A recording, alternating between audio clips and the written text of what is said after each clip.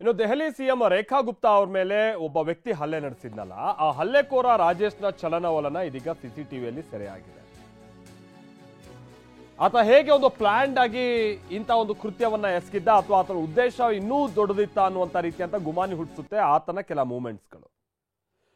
ನೋಡಿ, ಇಲ್ಲಿ ಆತ ಸಿಎಂ ನಿವಾಸದ ಬಳಿಯೇ ಪರಿಶೀಲನೆ ನಡೆಸಿರ್ತಾನೆ. ಅದಕ್ಕೆ ಸಂಬಂಧಪಟ್ಟಾಗಿನ ಸಿಸಿಟಿವಿ ಫುಟೇಜ್ ನೋಡ್ಬೋದು. ಇಲ್ಲಿ ಸಿಎಂ ನಿವಾಸದ ಫೋಟೋ ಹಾಗೆ ವಿಡಿಯೋವನ್ನ ಕೂಡ ಮಾಡ್ಕೊಂಡಿದ್ದ. ಸ್ಥಳೀಯರಿಂದ ಮಾಹಿತಿಯನ್ನ ಕೂಡ ಪಡೆದುಕೊಂಡಿರ್ತಾನೆ ರಾಜೇಶ್ ಖಿಮ್ಜಿ. ಪೂರ್ವ ಯೋಜಿತ ಕೃತ್ಯ ಅನ್ನುವಂಥದ್ದು ಇದ್ರ ಮುಖ್ಯವಾಗಿ ಬಹಳ ಕ್ಲಿಯರ್ ಆಗಿ ಗೊತ್ತಾಗ್ತಾ ಇದೆ.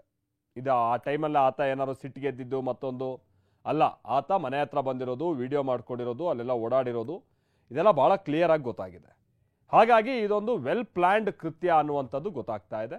ಆಮೇಲೆ ಈತ ಮೊದಲಿಗೆ ಯಾರಿಗೆಲ್ಲ ಕರೆ ಮಾಡಿದ್ದ, ಏನಾದ್ರು ದೊಡ್ಡ ಟೀಮ್ ಜೊತೆಗೆ ಈತ ಏನಾದರೂ ಹಲ್ಲೆ ಮಾಡುವಂಥ ನಿಟ್ಟಿನಲ್ಲಿ ವರ್ಕೌಟ್ ಮಾಡಿದ್ನ, ಇದೆಲ್ಲ ಈಗ ಪತ್ತೆ ಹಚ್ಚೋ ಕಾರ್ಯ ಆಗ್ತಾ ಇದೆ.